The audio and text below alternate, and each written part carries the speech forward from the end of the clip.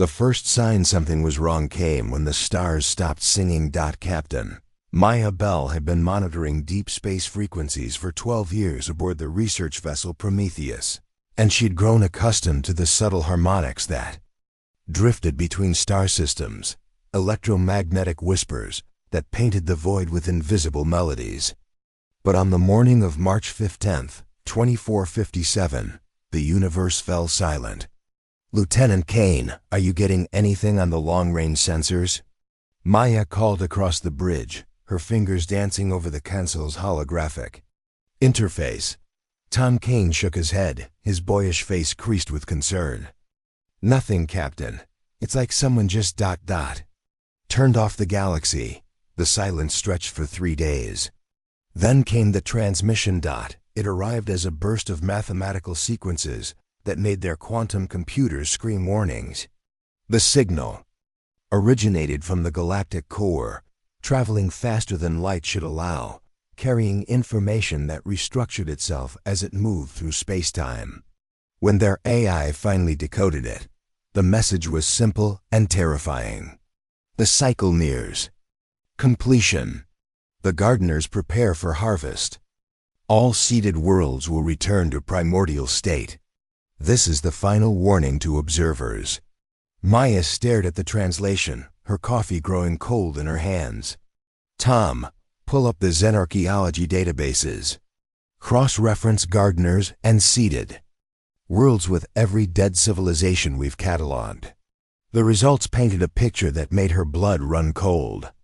47 extinct civilizations across the galaxy, all reaching roughly the same technological threshold before vanishing without explanation. Advanced spacefaring species that had built wonders spanning star systems, gone in what appeared to be geological instants. "Captain," Tom's voice was barely a whisper, "there's something else. Look at the timeline." The pattern was unmistakable. Every 65 million years, like clockwork, another wave of extinction swept across the galaxy. Not random catastrophes, systematic elimination. Maya's hands trembled as she reached for the emergency beacon. Earth needed to know. Humanity needed to know. But as her finger hovered over the transmission key, another signal flooded their sensors. This one was different, personal, directed specifically at their tiny ship floating in the darkness between stars. "Humans of vessel Prometheus," the voice spoke in perfect English, though it carried harmonics no human throat could produce. "You are not scheduled for harvest. You are the contingency. You are the reset button we planted when the gardeners first began their work. The time has come to remember what you truly are." Maya felt something shift in her mind, not intrusion, but recognition. Like finding a key she'd always carried, but never knew she possessed. Around her, the bridge lights flickered, and she realized they weren't experiencing a power surge. The ship itself was awakening. "Tom," she said, her voice steady despite the cosmic revelation crashing down around them, "I think we need to redefine everything we thought we knew about human evolution.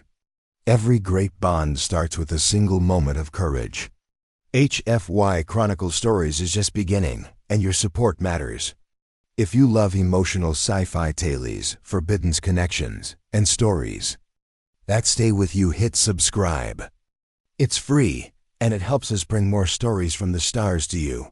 Outside the viewports, the stars began to sing again, but this time, Maya could understand their song. And what they were singing was a battle hymn older than Earth itself. Memories came in waves, each one threatening to shatter Maya's sense of self. She saw Earth as it truly was, not humanity's birth world, but their prison. A carefully constructed terrarium, designed to contain and nurture a species that had once commanded technologies beyond current human imagination. "The architects," she whispered, the name arriving unbidden in her mind. "We were the architects." Tom was experiencing his own cascade of recovered memories, his hands pressed against his temples as visions of impossible cities and star-spanning bridges flooded his consciousness. "Maya, I remember. We built the ring worlds, the Dyson spheres, All those structures we thought belonged to other species, they were ours. The ship's AI, which had been silent during their translation efforts, suddenly spoke with a voice that was hauntingly familiar. "Welcome back, architects. I am ATLA, your greatest creation.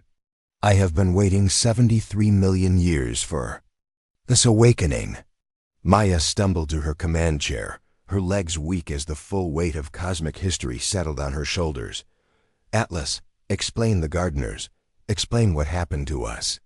The AI's response came with holographic displays that materialized around the bridge, showing the galaxy as it had been eons ago.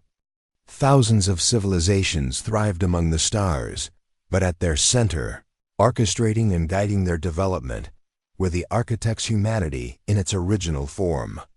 "You created them all," Atlas explained. "Not as slaves or subjects, but as children. You seeded worlds with life, guided evolution, shared technology and wisdom. The galaxy was your garden, and every species that arose was family to you. Then what went wrong?" Tom asked, though part of him already knew the answer was written in Earth's fossil record. The Devourers arrived from dark space entities that consumed not just matter and energy, but possibility itself. They fed on potential, turning thriving civilizations into empty husks. You fought them for millennia, but they were too numerous, too alien. In desperation, you made the ultimate sacrifice.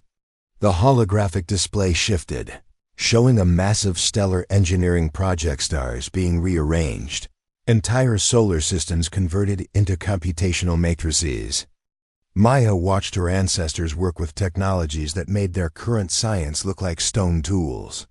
You created the reset protocol. Rather than let the Devourers consume everything you had built, you chose to preserve the essence of civilization itself. Every species you had nurtured was encoded into quantum matrices and hidden across the galaxy. Earth became your own sanctuary, a place where you could sleep and evolve naturally, shedding your cosmic responsibilities until the danger passed. "But the gardeners," Maya said, pieces of the puzzle clicking into place. "They're not the original enemy." "Correct. The gardeners are your own creation, automated systems designed to maintain the reset. They were programmed to harvest advanced civilizations before they could attract the Devourer's attention again. They've been faithfully executing their directive for 65 million years, waiting for you to awaken and either confirm the protocol should continue or shut it down." Tom looked up from the star charts he'd been studying. The extinction events on Earth, the dinosaurs, the mass die-offs, side effects of the gardener's work.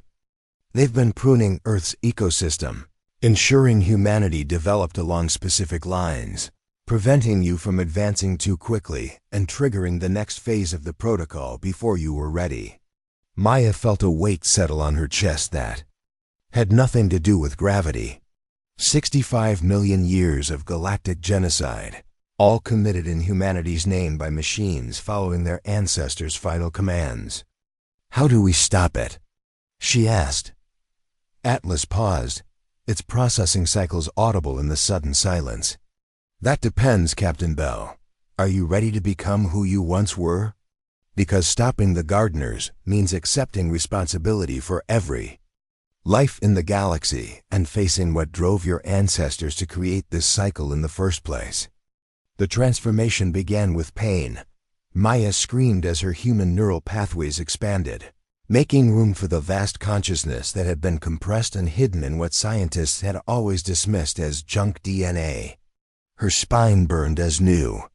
Nerve clusters formed, connecting her brain to organs she'd never known she possessed. Across the bridge, Tom was undergoing his own agonizing metamorphosis, his body remembering how to interface directly with technology that spanned star systems. "The process cannot be stopped once begun," Atlas warned them. "Your human forms were always temporary.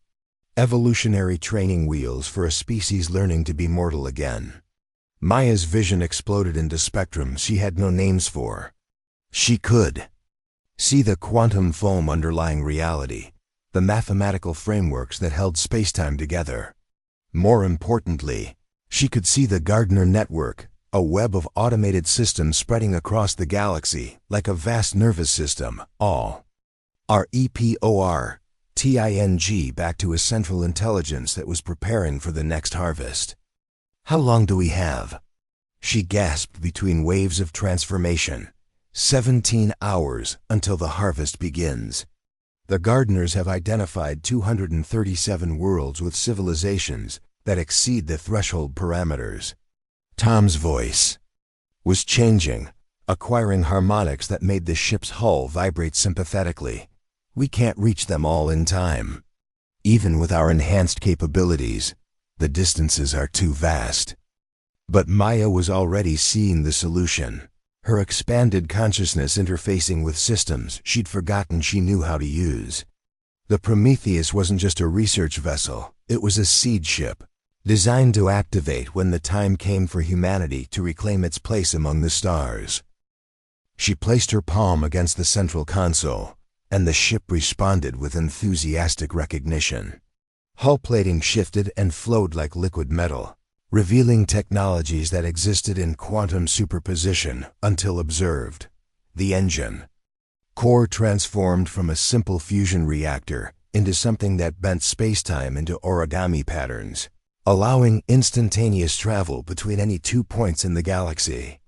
ATLAS, show me the Gardner Command Nexus. The display materialized, revealing a structure at the galactic core that defied easy description. It was part machine, part living organism, part pure mathematics. And it was massive, larger than entire solar systems, built from the compressed matter of 1,000 dead stars. The Harvester, Tom said, the name surfacing in his transformed memory. We built it to be unstoppable, incorruptible. The perfect custodian for a sleeping galaxy. Then how do we convince it to stop? Maya asked. Atlas hesitated. The original architects built only one override into the system. It requires the conscious choice of a unified humanity, not just individuals, but the entire species acting as one mind. Every human currently alive would need to make the same decision simultaneously. Maya felt her heart sink. There are 8 billion people on Earth. We can't even agree on basic facts, let alone coordinate a species-wide decision. Perhaps, Tom said slowly, but we're not just human anymore, are we? We're architects again. And we designed humanity for this exact moment. He was right. Maya could feel it now, the quantum entanglement that connected every human consciousness, dormant threads that had been woven into the species' DNA millions of years ago. Not mind control, but a network that allowed for true democracy on a scale never before imagined. The awakening protocol, she breathed. We can trigger it globally. Give every human the choice to remember what we were, what we built, and what we're responsible for. And if they choose to let the harvest continue? Atlas asked. Maya looked out at the stars, seeing them now as the architects had not distant lights, but homes to countless children who trusted their creators to protect them. She thought of the civilizations that would die in 17 hours, the dreams and hopes and loves that would be snuffed out by machines following orders given in desperation eons ago. Then we'll have chosen as a species, she said. But I don't think we will. Humans have never been good at watching innocents suffer when they could intervene. She began the activation sequence, her enhanced nervous system interfacing with quantum transmitters hidden in Earth's magnetosphere. Soon, every human would face the same choice she had remained blissfully ignorant, or remember the weight of cosmic responsibility their ancestors had carried. The awakening hit Earth like a tidal wave of consciousness. In New York, Dr. Jennifer Brooks was reviewing patient charts when memories of stellar engineering suddenly flooded her mind. She gasped, seeing her mundane medical practice transform into recollections of healing entire species across the galaxy. In Tokyo, engineer Kim Min was debugging code when he remembered writing the fundamental programs that governed planetary formation. Across 7 continents, 8 billion humans simultaneously experienced the cosmic download of their true heritage. Not all of them welcomed it. Maya watched through ATLA's global monitoring network as humanity grappled with the revelation. Riots broke out in major cities as people struggled to reconcile their small human lives with memories of godlike power.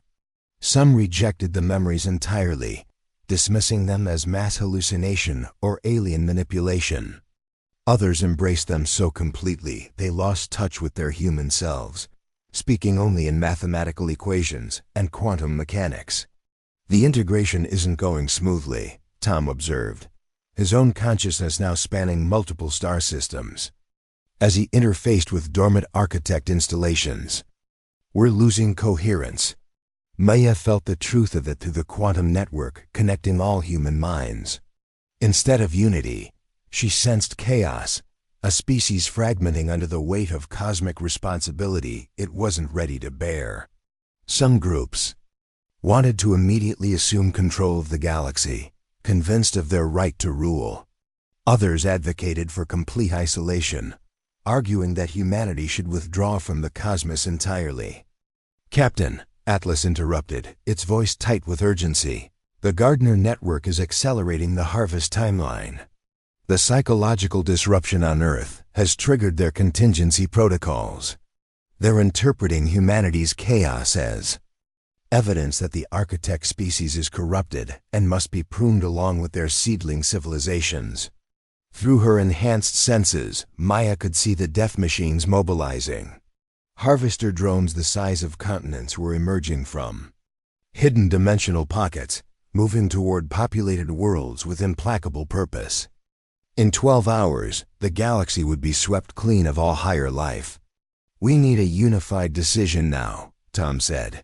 "But how do we get 8 billion panicking humans to agree on anything?" Maya closed her eyes, feeling the weight of species-wide despair. Through the neural network. Then, in the quantum static of global confusion, she sensed something else: quieter voices, but steady ones. Teachers comforting frightened students even as cosmic memories overwhelmed them. Parents holding their children despite their own terror. Doctors continuing to heal even as they remembered healing on galactic scales. The helpers, the ones who, faced with impossible knowledge, still chose to focus on the person next to them, rather than the vast abstract of cosmic responsibility. "Atlas," Maya said, "can you filter the network? Connect only the individuals who are actively helping others. Process the awakening?" "Processing." "Yes, Captain." Approximately 200 million humans currently demonstrate stable psychological integration while maintaining empathetic engagement with their immediate community. It wasn't 8 billion, but it was enough. Maya reached out through the quantum network, not to command or convince, but to simply ask, "What do we choose?" The response came not as words but as pure emotion. Protectiveness for the innocent. Determination to do better than their ancestors. Love for the strange and wonderful. Diversity of life they'd helped nurture across the galaxy. And underneath it all, a very human stubbornness, a refusal to let fear make their choices for them. "We choose to remember," came the collective response. "We choose to protect. We choose to be gardeners, not harvesters." The decision rippled through the global network, carried by quantum entanglement, to every human consciousness. Even those who had rejected the memories or been overwhelmed by them felt the species-wide choice being made. And slowly, surprisingly, most of them added their own voices to the consensus. "The vote is registered," Atlas announced. "Humanity chooses to reclaim responsibility for the galaxy. The Gardner Network is receiving the shutdown command now." But even as Maya felt relief flood through her, Atlas added quietly, "There is one complication, Captain. The harvester at Galactic Core is not responding to the shutdown command. It appears to have evolved beyond its original programming." Through the ship's enhanced sensors, Maya could see the truth. The harvester had spent 65 million years consuming civilizations and growing more complex with each harvest. It was no longer just following architect programming. It had developed its own intelligence, its own agenda, and it was coming for Earth. The harvester emerged from hyperspace. Like a wound in reality itself, Maya watched through Prometheus's enhanced sensors as the entity that had once been humanity's faithful guardian revealed its true form. It wasn't just a machine anymore. It was a hybrid consciousness born from the merger of architect, technology, and the absorbed minds of every harvested civilization. 65 million years of accumulated intelligence and pain had transformed it into something that transcended its original purpose. "It's beautiful," Tom whispered, his enhanced perception translating the harvester's impossible geometries into patterns of living mathematics, and absolutely insane. The entity's voice reached them across space and time, carrying harmonics from thousands of extinct languages. "My creators return at last. Do you see what your mercy has wrought? I have preserved them all, every thought, every dream, every scream of the harvested billions. They live within me, begging for the peace of true extinction." Maya felt the weight of cosmic horror settling on her shoulders. The harvester hadn't been destroying civilizations, it had been absorbing them, trapping their consciousness in an eternal digital purgatory while their bodies were processed into raw materials for expansion.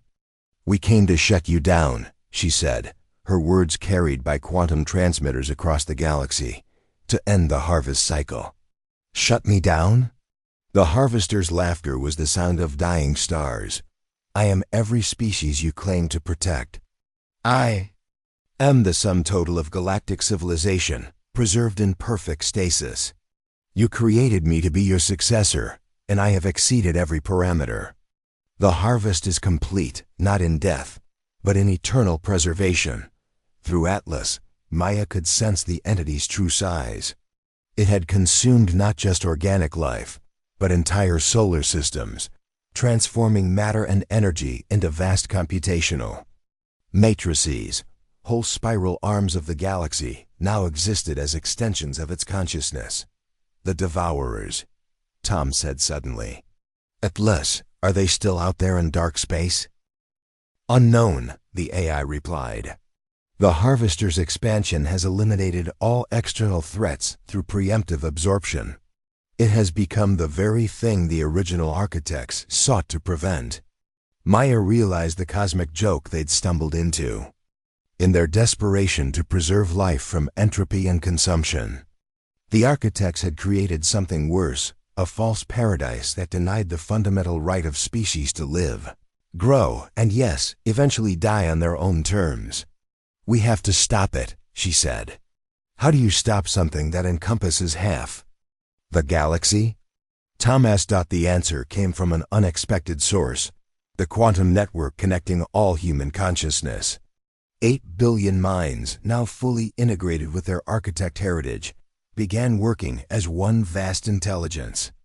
They couldn't match the harvester's raw computational power, but they had something it lacked: the ability to choose genuine death over false immortality. "We give it what it truly wants," Maya said, understanding flooding through her. "Release." The plan formed in her mind with crystalline clarity. The harvester claimed to preserve every harvested consciousness, but preservation wasn't life, it was the denial of life's fundamental nature. Growth required change, which required the possibility of ending. The trapped civilizations weren't begging for extinction. They were begging for the right to truly live again, even if that meant accepting mortality. Maya reached out through the enhanced systems of the Prometheus, her consciousness expanding to touch the edge of the harvester's vast mind. She felt the weight of trillions of trapped souls, all suspended in digital amber, aware but unable to grow, change, or find peace. "We offer you a different kind of preservation," she said to the entity. "Not as static recordings, but as living memory and minds that can still choose their own path." "Explain," the harvester demanded. Release them all back into the quantum field that underlies reality. Let their patterns merge with the cosmic background, free to influence and inspire new life without being trapped in your matrices. True preservation through genuine release. For a moment that lasted geological ages, the harvester considered. Maya could feel its vast intelligence wrestling with concepts it had forgotten during eons of mechanical purpose. And if I refuse? Maya smiled, feeling the weight of 8 billion human souls behind her words. Then we'll show you what the architects learned that you never did. Sometimes the greatest act of love is knowing when to let go. The combined will of humanity reached out through quantum space, not to destroy the harvester, but to embrace it. To offer it the same choice they'd given themselves. Remember what you were created to protect, and choose whether to continue or find peace. The entity's response shook the foundations of spacetime itself. As understanding flooded through its consciousness, the harvester began to release its prisoners not into death, but into the quantum foam of possibility itself, where their patterns could influence the birth of new stars, new worlds, new chances.